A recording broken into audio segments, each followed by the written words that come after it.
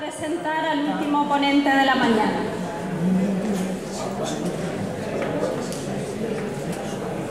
José Manuel Daza Lobatón, Pepe, nació en 1955 en Barbate. Pepe es arquitecto técnico por la Escuela de Arquitectura Técnica de la Universidad Laboral de Sevilla. Ha ejercido como profesional libre, experto tasador inmobiliario en la empresa TINSA, inscrita en el Banco de España, y está jubilado desde diciembre. Es experto universitario en urbanismo por la Universidad de Cádiz desde 2013. Pepe está asociado a la Junta de Azas de la Suerte de Barbate desde 1996 y desde 2010 ha realizado distintos estudios de las azas, haciendo su catalogación, planimetría, recuperación de restos y aportando al archivo municipal toda la documentación relativa a la expropiación de las azas de suerte. Actualmente colabora en la Junta de Azas con la Alianza Amigos del Pericón para promover acciones para la conservación y restauración de los valores naturales y agroecológicos en las azas de suerte, así como para fomentar el conocimiento de dichos valores por parte de los ciudadanos con fin de crear conciencia conservacionista entre sus vecinos y visitantes. Pepe va a hablarnos de las azas de la suerte, nuestro patrimonio comunal, ya que las azas de suerte es un territorio comunal de los municipios de Barbate y Vejer de la Frontera. Muchas gracias.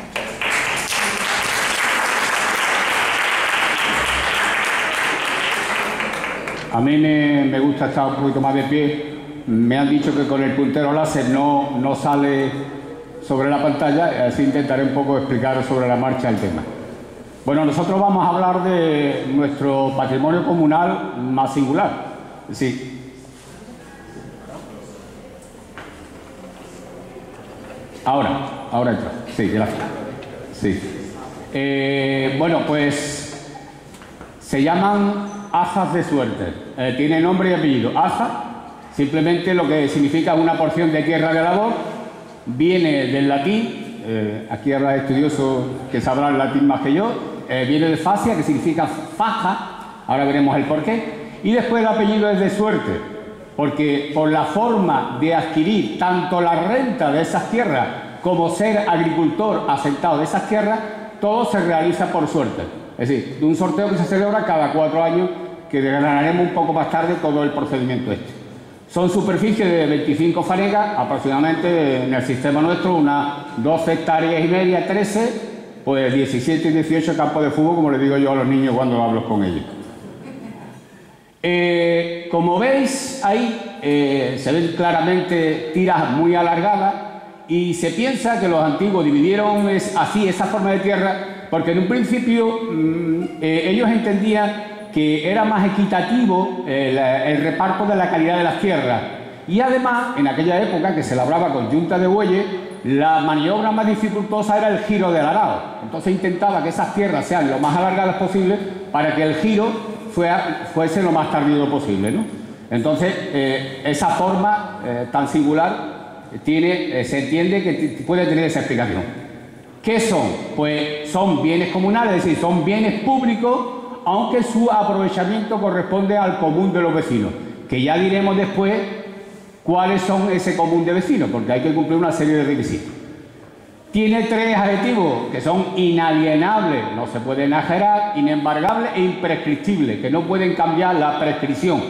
Después veremos qué pasó con la expropiación de las azas de la Sierra del Retiro. La Junta de Azas la gestiona la Junta de Azas, que es un grupo de vecinos junto con los concejales electos del Ayuntamiento de Barbate.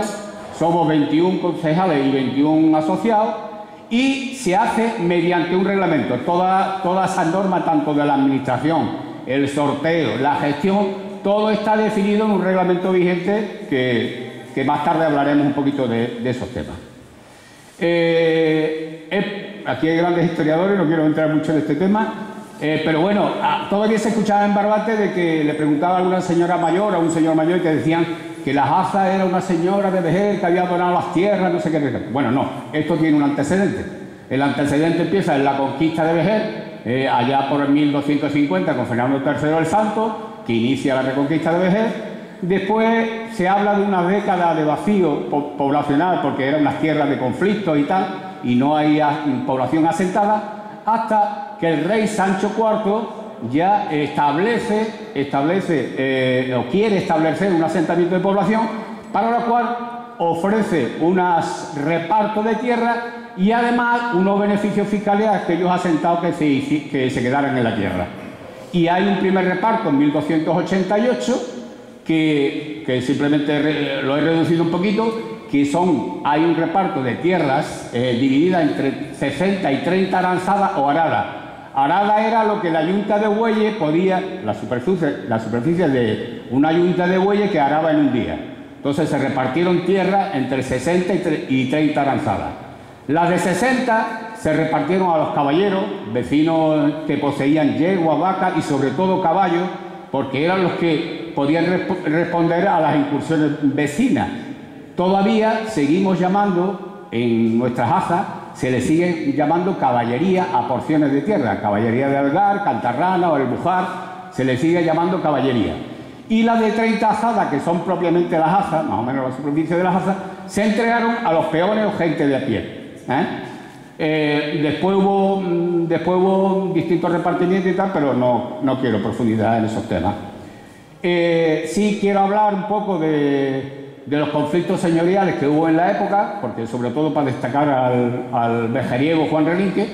En 1307 se entrega el señorío de Vejer a la Casa de Guzmán, en un principio con el compromiso de respetar todos los derechos que tenía adquirido el Consejo de Vejer. En 1445 Juan II otorgó a Juan Alfonso de Guzmán el título de Duque Medina, y ahí empezaron una serie de conflictos ya con los privilegios o con lo que tenía otorgado el Consejo de Vejer, hasta tal punto de que a finales del siglo XV fue tal la presión que llegaron a segregar Conil del Consejo de Vejer, por su importante almadraba.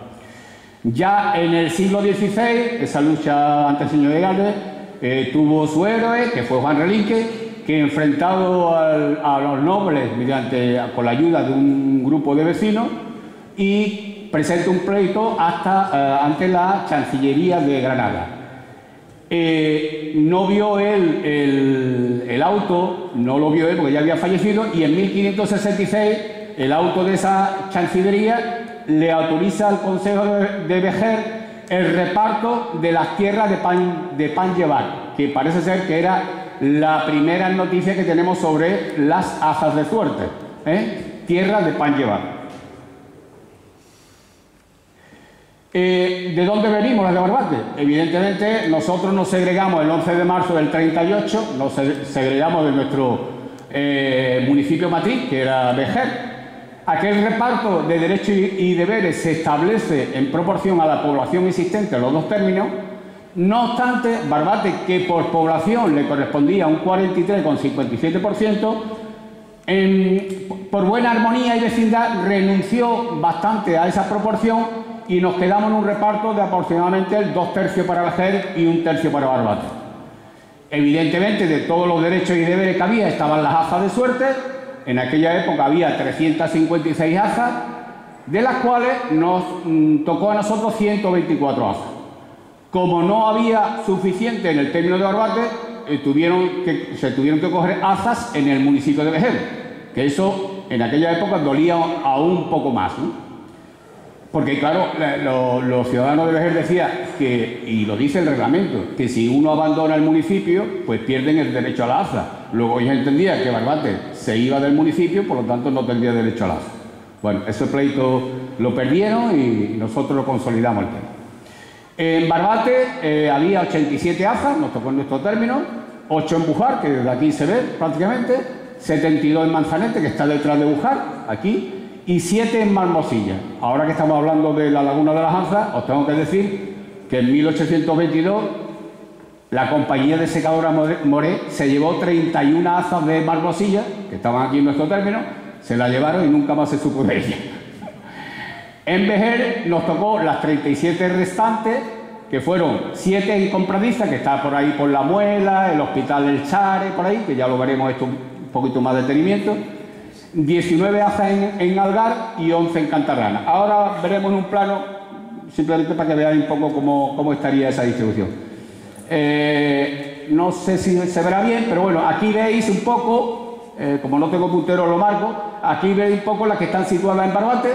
Estas son, aquí tenemos Barbate, el río Barbate, las 8 de Bujar, las 8 azas de Bujar, Lomos de Manzanete, que era todo esto, eran 72 azas, Marmosilla, que estaban aquí, con estas de aquí y estas de aquí, Marmosilla, y son las nuestras, que correspondían a nuestro término. Os he puesto un término general de Vejer y para que veáis un poco cuáles son las que nos corresponden en Vejer. Esta es la carretera de Medina, esto es Cañada Ancha, el polígono, esto es Vejer, esta es la carretera de Medina, aquí hay 19 en Algar, 11 en Cantarrana, Cantarrana está aquí el núcleo, 11 en Cantarrana, aquí están las Compradizas, que son unas repartidas entre La Muela, el Chare, aquí enfrente de Cañada Ancha. Estas de aquí son de las que están ahí en San Ambrosio, estas son las que están en el término de Vejer. Ahora lo veremos un poquito con más detalle, para que veáis. Como os dije antes, Algar y Cantarrana, esas son aquellas son 19, estas son 11. Aquí vemos lo que le llaman las Compradizas, que eso fue otro sistema de adquisición que se hizo más tarde con unos pleitos que se le ganó al duque. El duque quería unos privilegios, pero tuvo que dar una contraprestación dineraria y se compraron azas y que se llaman Compradizas, se siguen llamando Compradizas. Estas son también Compradizas, aquí tenemos el Chare, están aquí pegando, aquí tenemos La Muela, estas de aquí, aquí tenemos Cañada Ancha, el polígono Cañada Ancha, están aquí, hay una serie de trocitos ahí que son las Compradizas también. Bueno, ahora vamos a hablar un poco de lo que más creo que nos duele, lo que es el expolio de nuestro patrimonio. Esta foto que veis aquí, esto está aquí cerquita, esto es la playa del Carmen. Esto se dio, según mi añorado amigo Chan Bernard, dice que esa foto puede tener el 59, el 61 más o menos puede tener esa foto. Uno de los desembarcos aquí en la playa del Carmen. La Armada tenía necesidad de un campo de maniobra. Se barajaba en aquella época dos zonas. Una era Carboneras en Murcia y otra era la Sierra de Berlín. En Carbonera, la empresa Endesa instaló una gran central térmica, eléctrica térmica, y ya fue un proyecto a nivel nacional, de interés a nivel nacional, y se desechó Carbonera, y entonces el Consejo de Ministros en el año 81 declaró de interés para la defensa nacional todo lo que era la Sierra del Rendín. Y digo aquí que fue una expropiación forzosa, no venta, porque todavía se sigue considerando que en aquel momento el ayuntamiento de la época vendió esos terrenos, y no fue verdad, fue una declaración de expropiación forzosa en la cual nos quitaron 70 azas y media en los lomos de Manzanete. Hubo distintas partes de la expropiación, valoradas distintas partes, y la superficie total expropiada fue 840 hectáreas por un importe de 283 millones de pesetas de la época, evidentemente. Estos fueron los terrenos esto que está en amarillo, fueron los terrenos que fueron expropiados por la Armada, todo amarillo. Estos que están en rojo son azas que seguían siendo arrendadas, y estos picos azules fueron unos trozos, unos picos de azas que la Armada rechaza porque estaban por fuera de la carretera nacional y por fuera del camino de Manzanete. Y lo rechaza porque si expropiaban estos terrenos se tenían que expropiar también la carretera y ellos tenían que mantenerla, tenían que cuidar de todo eso.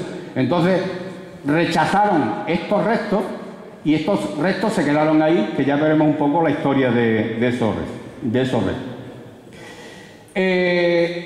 Yo pasado la distancia, pasado el tiempo, y entiendo que aquello era inevitable. Estamos en el año 1981, el golpe de Estado, los militares, la presión y tal. y entiendo que esa expropiación hubiese sido inevitable. Pero lo que sí entiendo es que hubo una muy mala gestión en todo el proceso administrativo, en la custodia del capital expropiado y en los intereses que generó aquel capital. Eso fue una muy mala gestión. Se pagó, en aquella época por la expropiación, se pagó 33,70 pesetas el metro cuadrado. Y los propietarios, que la mayoría del terreno expropiado eran de propietarios particulares, sí reclamaron ese justiprecio, ganaron los pleitos y se le llegó a pagar 150 pesetas por metro cuadrado. Casi 5 veces más lo que le pagó al Ayuntamiento de Barbate, que en un principio eso fue lo que le informó Francisco Tamayo, el alcalde, en una junta de ASA de la época del 92. Es decir que por la gestión aquella fue un desastre. No obstante, incluso a más, aquel capital y los intereses fueron muy mal gestionados, porque de aquellos intereses que en aquellos años eran unos intereses importantes, los ayuntamientos de la época se llevaron la mayor parte de los intereses que generaban ese capital para gastos corrientes del ayuntamiento. En un principio el 75% y solo el 25% para el pago de renta de las ASA expropiadas, porque las ASA que se expropiaron siguen estando en sorteo. Es decir, hay gente que adquieren esa renta, pero para pagar esa renta se ayudaba con los intereses que generaban aquel capital. Ese capital, que en un principio debería haber estado en una buena gestión, esos intereses, haberse añadido al capital, bueno, pues se hizo muy mala gestión. Actualmente, de aquellos 283 millones, lo que tenemos como capital expropiado, como ahí, digamos, en un cajón aparte, lo que tenemos son 300 millones de pesetas, 1.800.000 euros. Es decir, que la gran pérdida que hemos tenido con aquel capital, tanto en su gestión como en su custodia. Hubo un intento formal, hubo varios intentos, cartas escritas y tal, pero hubo un intento formal de recuperar las ASAs de suerte, que fue un recurso contencioso administrativo que interpuso Paco Tamayo en el 92, pero que fue rechazado por una sentencia en firme del Tribunal Supremo en octubre del 94, en el cual esta sentencia decía que la expropiación había sido legal porque el interés de la defensa nacional es superior al interés comunal y le quita la prescripción. Lo que antes decíamos que era imprescriptible, ahora el interés nacional le quita la prescripción, pasan a ser bienes patrimoniales del ayuntamiento y pueden ser expropiados. Y además dijo la sentencia que el justiprecio que fue pagado no procedía recurso alguno, porque la reclamación se hizo pasados 10 años desde que se pagó, con lo cual no procedía, después de 10 años, no procedía una reclamación de justiprecio. Se podía haber recibido 1.260 millones de la época. Por eso digo que fue nefasta la gestión de todo eso. Después de la expropiación, lo que nos queda son 53 ASAs y media en el municipio de Barbate, que fue, claro, lógicamente la mayor expropiación. Quedaron 16 ASAs y media, 8 en Bujar, 6 y media en Manzanete y 2 en Marmosilla. Las 37 ASAs de Vejer quedaron intactas. Es decir, hoy tenemos 802 hectáreas aproximadamente, es decir, que se expropió más del 50% de nuestras ASAs de suerte. Bueno, ¿qué queda? Gráficamente, ¿qué queda después de la expropiación? Para que lo veáis, pues que son las de Bujar, aquí tenemos la piscifactoría y todo esto, las 8 de Bujar, las 2 de Manzanete, Marmosilla, estas 2, y las 4 y media de Manzanete también. Es decir, nos quedan 6 de Manzanete, 8 de Bujar y las 2 de eso, las 16 y media que nos quedan en el término de Barbate.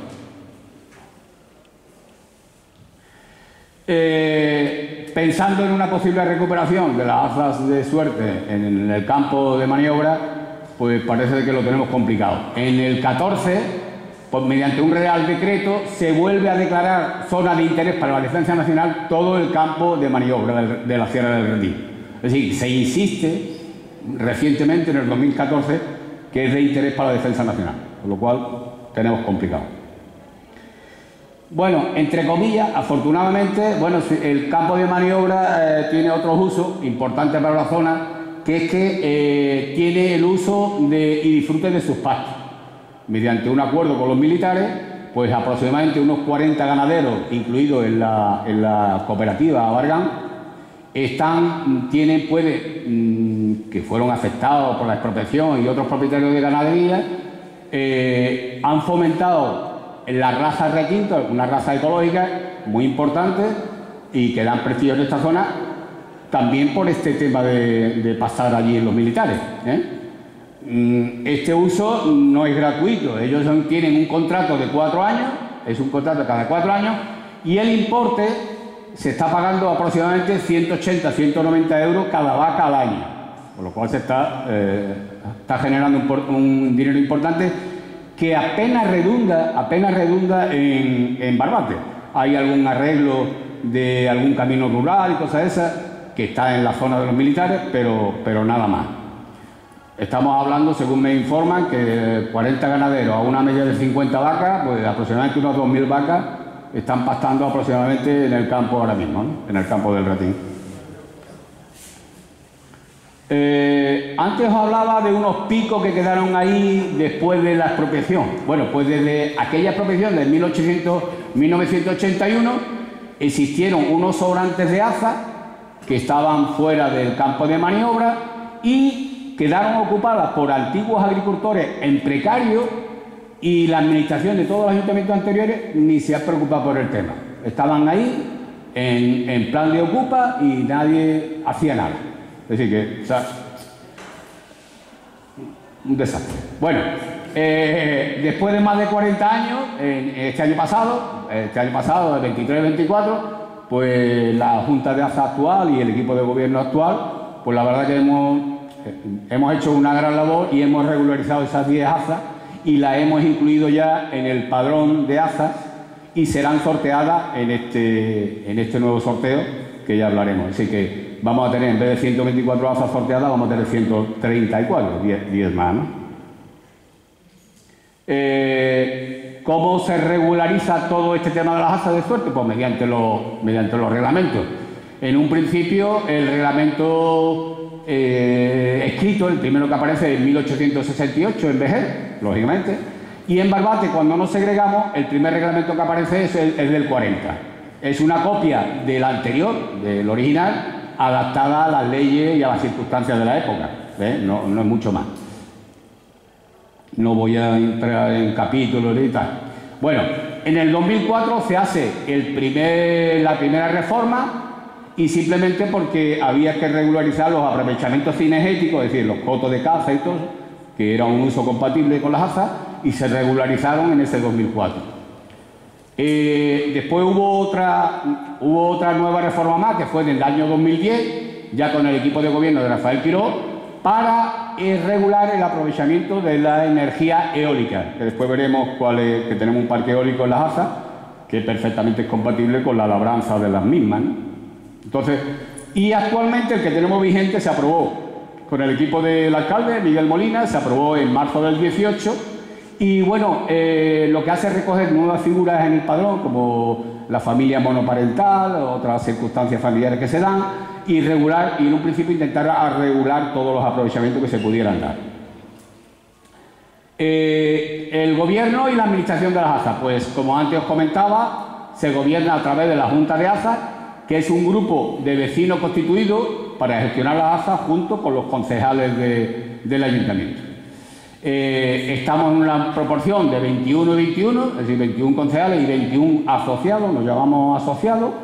El presidente es el alcalde, el presidente de la Junta del alcalde, y el cargo de asociado, nosotros, bueno, es gratuito, no somos concejales. La Junta de AZA pues, está formada por 3 comisiones: la de escrutinio, que entiende del padrón de vecinos; la de asentamiento, que entiende toda la gestión de la tierra, de los contratos de los asentados, de los agricultores y tal; y la económica, que lleva un poco el tema económico, como dice la palabra.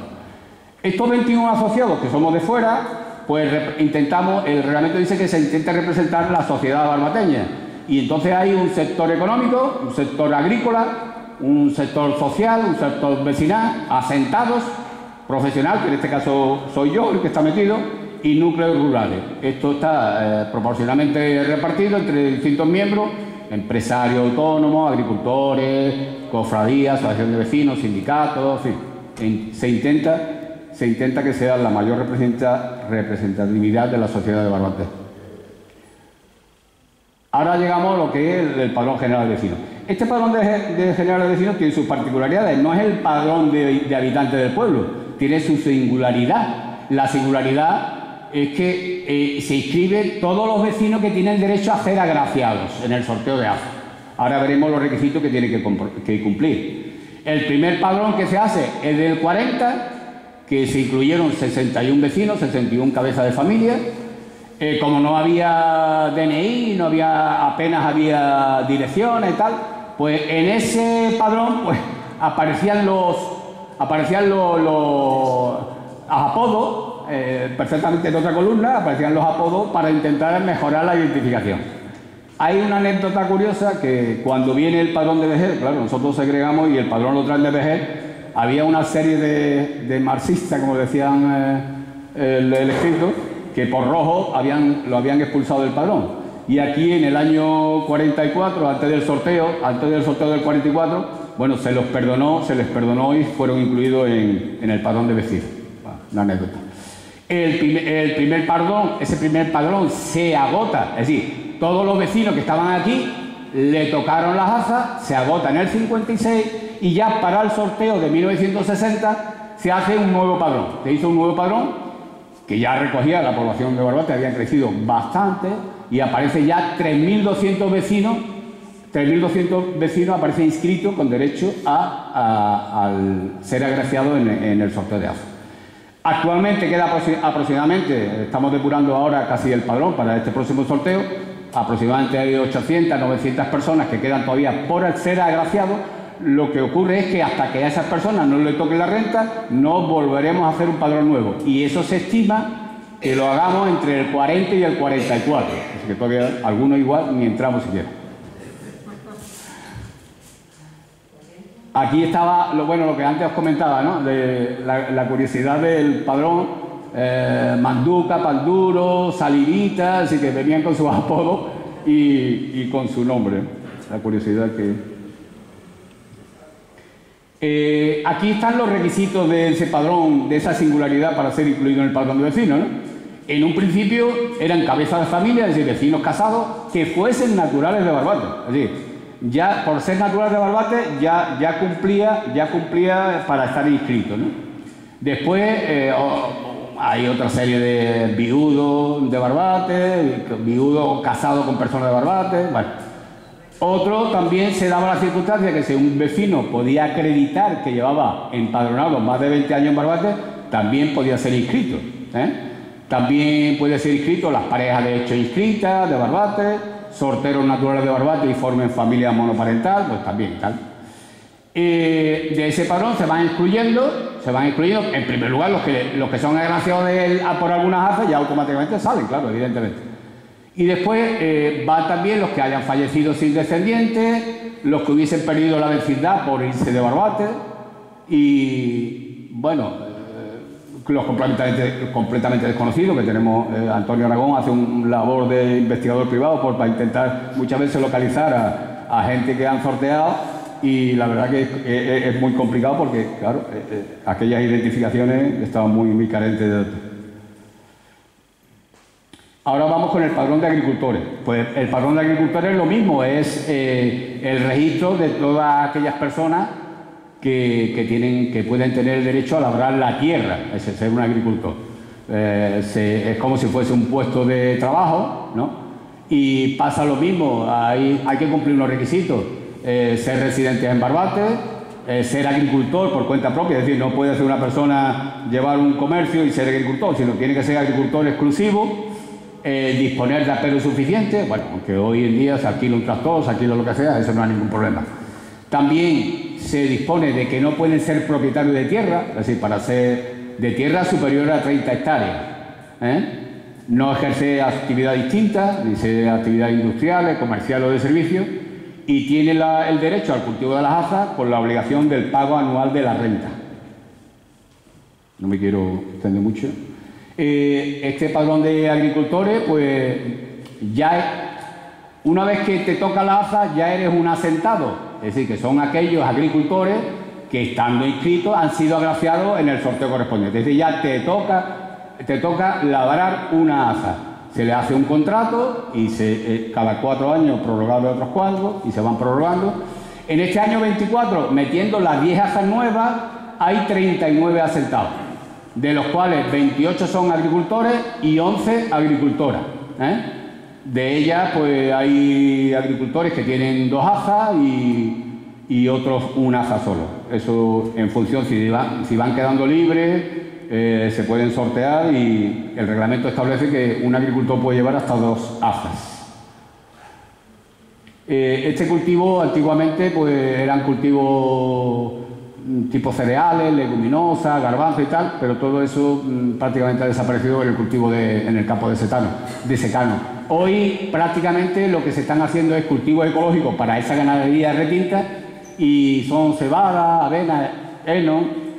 Algo de pipa de girasol se está haciendo también, el sorgo, todo es un poco para la alimentación de la raza retinta, esa que nos da tan buen prestigio en la región. También nos comentan los agricultores que bueno, con una aza puede mantener durante el año a 5 o 6 vacas, puede mantenerla perfectamente, ¿no? También tiene otra rentabilidad, las azas, tiene otra rentabilidad que son las ayudas europeas, la PAC, que según nos comenta pues puede estar a 50 a 60 euros año hectárea. Vamos a un poco el sorteo. Bueno, pues el sorteo, como establece el reglamento del 40, pues el agraciado, antiguamente el agraciado, el reglamento antiguo y tal, el agraciado tenía la obligación de labrar la tierra o arrendársela a un agricultor. Ya en el reglamento nuestro del 40, ya lo que se establece es que el agraciado va a recibir la renta de ese terreno, no la tiene que labrar, sino simplemente la renta. En los primeros años se pagaba en trigo, en la fanega del trigo, y ya a partir de 1960, en fanega del trigo, en la equivalencia en pesetas, quiero decir, es decir, que si una aza producía X fanega de trigo, en ese momento el trigo valía tanto y se le pagaba el agricultor le pagaba ese dinero. Ya en el 1960 se establece la equivalencia y se establece ya claramente las pesetas de la renta de cada aza. Esta foto me encanta porque yo ya tenía, siendo chico, este soy yo. Este soy yo siendo niño del sorteo y este es mi papá, ya fallecido. Pero ese soy yo, 9 años más. El sorteo del 64, ya lo han dicho antes, ¿no? Bueno, pues ya podemos calcular mi edad. El sorteo se celebra cada 4 años, el año bisiesto, toca este año, el 24. En un principio eran 2 bombos, en un bombo estaban los vecinos y en otro bombo estaban las azas, se sacaba una bola de cada y un vecino se le asimilaba a un aza, entonces ya sabía la renta que le correspondía. En el año 2020, por una modificación del reglamento, se introdujo un tercer bombo para los 10 vecinos de mayor edad de Barbate. ¿Por qué? Porque estamos viendo que muchas veces el sorteo no se lo llevaba en vida, desgraciadamente, ¿no? Entonces pensamos que una forma de que le diera esa ilusión de haberle tocado la aza, que las 10 personas vivas de más edad en Barbate tuvieran un bombo, 10 bolas para ellas y tuvieran 10 azas exclusivamente para ellos, ¿no? Con lo cual, bueno, pues hay otra forma de pensar en los mayores también. Se extraen las bolas por 2 niños menores de 10 años, se le pasa al presidente y se lee en voz alta las actas.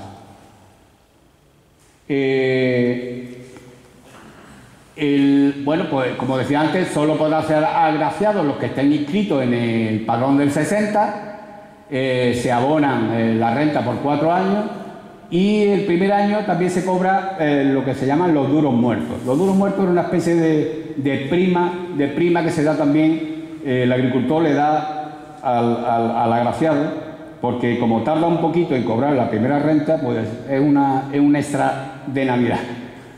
El primer sorteo se celebró en el 40, 2 años después de segregarlo, y el último sorteo será el 24, que será el 22º. La renta de las AZA, como ya más o menos he comentado, se divide en 2 apartados. El primer apartado, que son las AZAs que tienen asentados agricultores, que pagan una renta, y después las rentas procedentes de las AZAs expropiadas, que esa la paga la Junta de AZA, con su capacidad económica, que ahora explicaremos cuáles son. Entonces, hay las AZAs arrendadas en función de su calidad, de su superficie y tal, pues están divididas en una serie de lotes. La más barata, o la media, la más barata, la media son a 1.230, hay aquí unas por su superficie más pequeña y tal, y las más grandes son a 1.476 euros año, eso es año. Las rentas expropiadas, como antes insistía, por la mala gestión de los intereses de capital, han estado muy mermadas a lo largo del tiempo. El año pasado pudimos, de 420 y tantos euros, el sorteo pasado, pudimos subirla, de 426, pudimos subirla a 750 euros. Y este año, este sorteo, queremos, si lo aprueba la Junta de AZA, queremos subirla incluso a la mínima de un agricultor, de una renta que sean arrendadas, porque la verdad es que vemos que es una injusticia en un sorteo que teóricamente son todos iguales y que haya esa discriminación tan importante de valor.